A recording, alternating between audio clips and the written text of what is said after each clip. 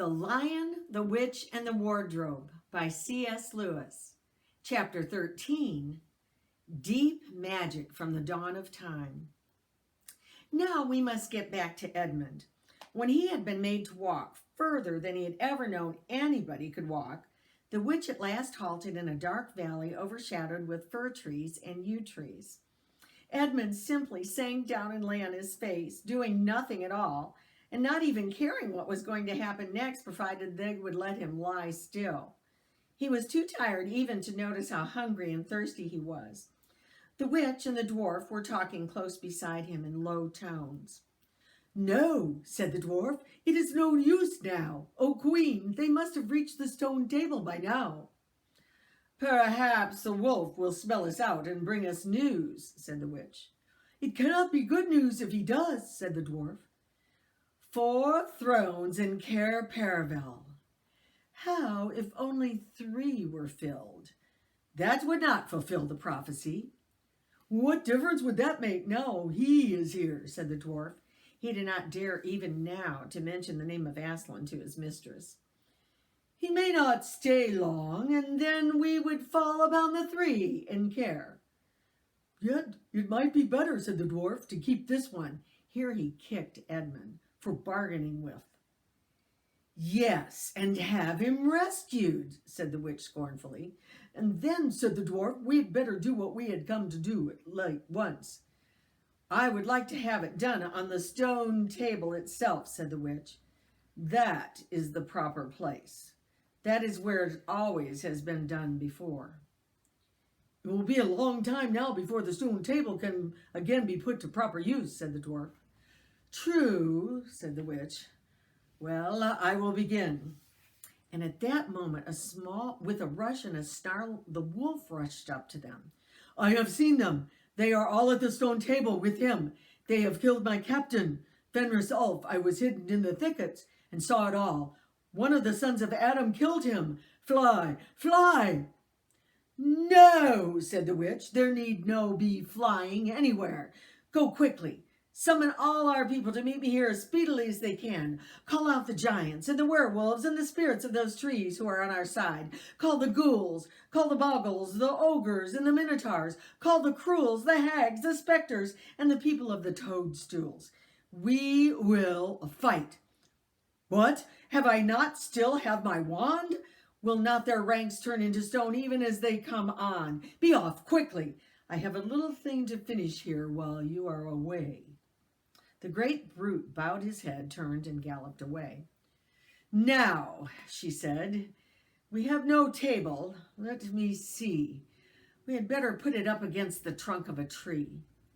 Edmund found himself being roughly forced to his feet, and then the dwarf set him with his back against the tree and bound him fast. He saw the witch take off her outer mantle. Her arms were bare underneath it and terribly white. Because they were so very white, he could not see much else. It was so dark in this valley under the dark trees. "Prepare the victim," said the witch. And the dwarf undid Edmund's collar and folded back his shirt at the neck. And then he took Edmund's hair and pulled his head back so that he had to raise his chin. After that, Edmund heard a strange noise. Whiz, whiz, whiz.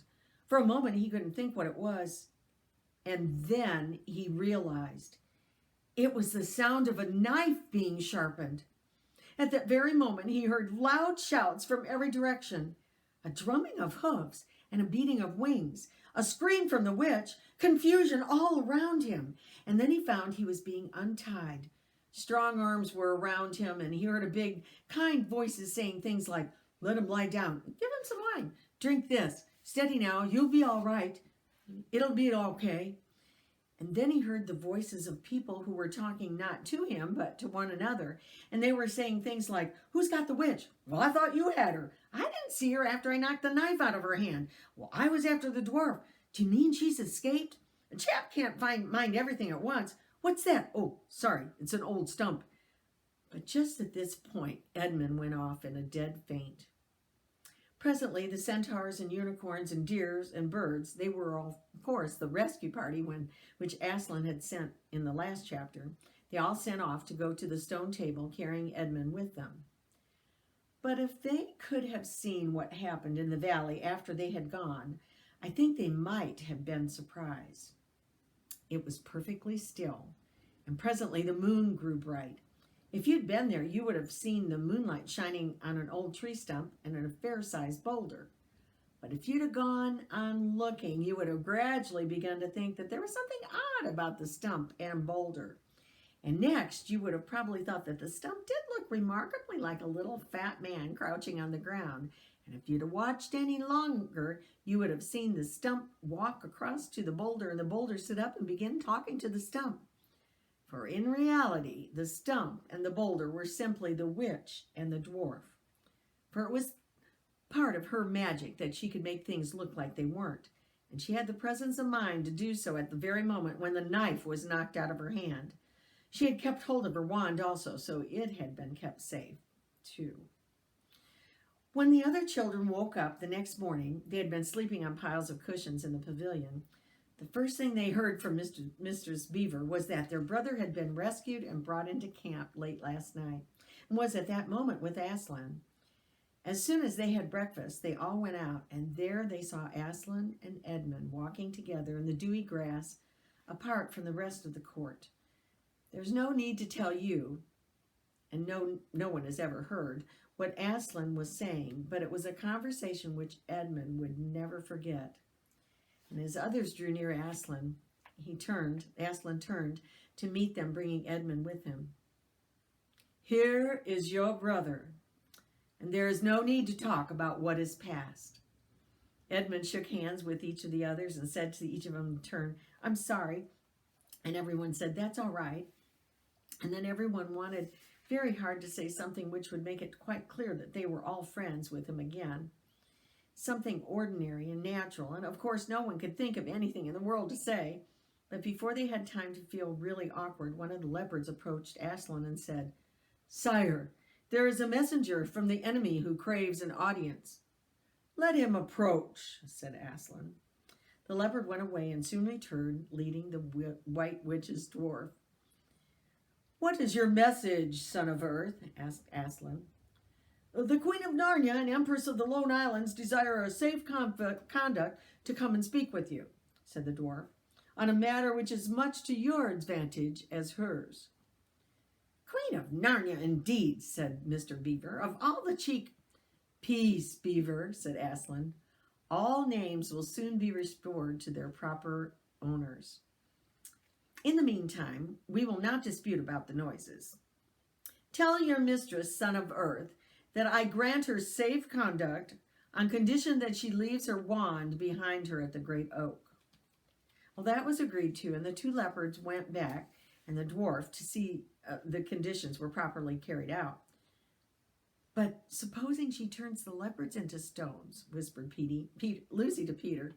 Well, I think the same idea had occurred to the leopards themselves. At any rate, as they walked off, their fur was all standing up on their backs, and their tails were bristling like a cat's when he sees a dog. "It'll be all right," whispered Peter and replied. "He wouldn't have sent them if it weren't." A few minutes later, the witch herself walked out on the top of the hill and came right across and stood before Aslan. The three children who had not seen her before felt shudders running down their backs at the sight of her face, and there were low growls among the animals present. Though it was a bright sunshine, everyone suddenly felt cold. The only two people present who seemed to be quite at their ease were Aslan and the witch herself. It was the oddest thing to see these two faces, the golden face and the dead white face, so close together.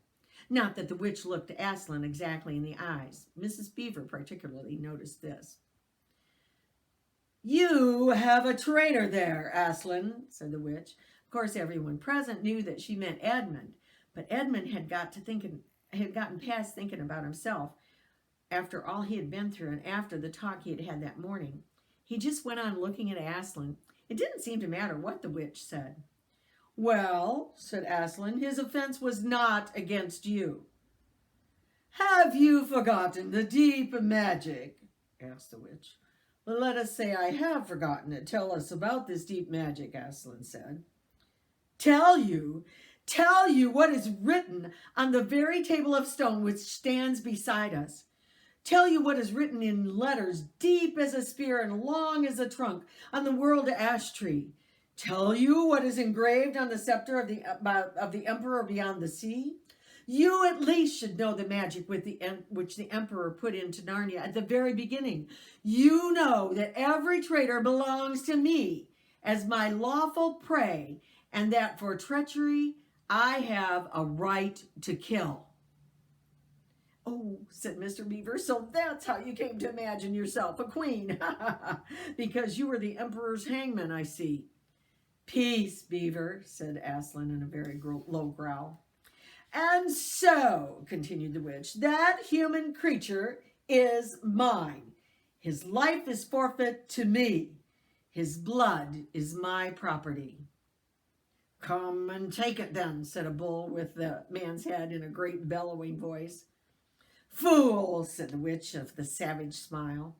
Do you really think your master can rob me of my rights by mere force? He knows deep magic better than that. He knows that unless I have blood, as the law says, all Narnia will be overturned and perish in fire and water. It is true, said Aslan. I do not deny it. Oh, Aslan, whispered Susan in the lion's ear, can't we, you won't, will you? Can't we do something about the deep magic? Isn't there something you can work against it? Work against the emperor's magic? Said Aslan, turning to her with something like a frown on his face. No one ever made that suggestion again. Edmund was on the other side of Aslan, looking all the time at Aslan's face. He felt a choking feeling and wondered if he ought to say something, but a moment later he felt that he was not expected to do anything except to wait and do what he was told. Fall back, all of you, said Aslan, and I will talk to the witch alone. They obeyed. It was a terrible time, this waiting and wondering whether the lion and the witch talked earnestly together in each low voices. And Lucy said, "Oh, Edmund," and began to cry. Peter stood with his back to the others, looking out to the distant sea. The beavers stood holding each other's paws with their heads bowed. The centaurs stamped uneasily with their hoofs. But everyone became perfectly still in the end, so that you noticed even small sounds like a bumblebee flying past, or the birds in the forest down below them, or the wind rustling the leaves. And still the talk between Aslan and the White Witch went on. At last they heard Aslan's voice. "You can all come back. I have settled the matter. She has renounced the claim on your brother's blood." And all over the hill there was a noise as if everyone had been holding their breath and then had now begun breathing again. And then a murmur of talk. They began to come back to Aslan's throne. The witch was just turning away with a look of fierce joy on her face when she stopped and said, "But how do I know this promise will be kept?" Roar! Aslan roared a roar I can't even make, half rising from his throne with a great mouth open wider and wider. The roar grew louder and louder, and the witch, after staring for a moment with her lips wide apart, picked up her skirts and fairly ran for her life.